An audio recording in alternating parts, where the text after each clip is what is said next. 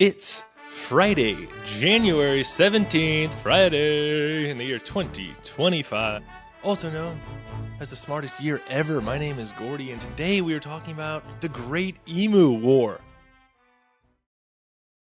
Yeah. So what happens when a government declares war on a bird? Well, you get the Great Emu War, one of the most bizarre chapters in Australian history, and yes, this actually happened. The year was 1932. Western Australia faced unlikely invaders, emus. These large flightless birds had migrated to farmlands in search of food after their natural habitat was disrupted. Around 20,000 emus descended on the wheat fields, devouring crops and leaving a trail of destruction. For struggling farmers already grappling with the Great Depression, the emu invasion was the last straw. I can deal with this depression. Can't deal with the emu invasion. The Australian military stepped in with a bold solution. Send soldiers armed with machine guns to take on the emus. And in November 1932, 3 members of the Royal Australian Artillery traveled to the Campion district, along with 2 Lewis machine guns and 10,000 rounds of ammunition.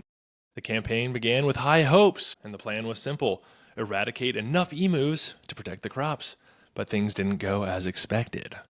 Turns out, emus are very tough opponents. They're fast, they're agile, and they're surprisingly good at dodging bullets. And even getting nicked by bullets, they were surprisingly tough. The first major encounter saw the soldiers fire hundreds of rounds, managing to kill only a handful of birds. Emus would just scatter at the sound of a gunfire, regroup, and then outmaneuver the human adversaries. One soldier famously compared fighting them to battling tanks, calling them armored cars built of feathers. And at one point, the soldiers mounted a machine gun on a truck, hoping for better results. Instead, the bumpy terrain made it impossible to aim effectively, and the attempt ended in disaster. And despite weeks of effort and thousands of rounds of ammunition, the emu population barely budged. The birds proved so elusive that the military admitted defeat and withdrew eventually. Farmers were left to fend for themselves, and the emus continued their reign of terror over the crops. So what did Australia learn from this feathered fiasco? Well, for one, emus are not to be trifled with or underestimated. And second, it's probably not a great idea to declare war on wildlife. Indeed, the Great Emu War, proof that sometimes the underdog isn't a dog at all, it's a giant bird.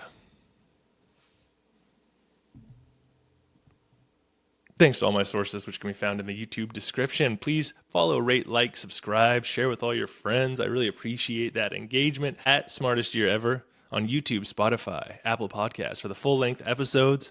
At Smartest Year Ever on TikTok, Instagram, and YouTube Shorts for those daily clips.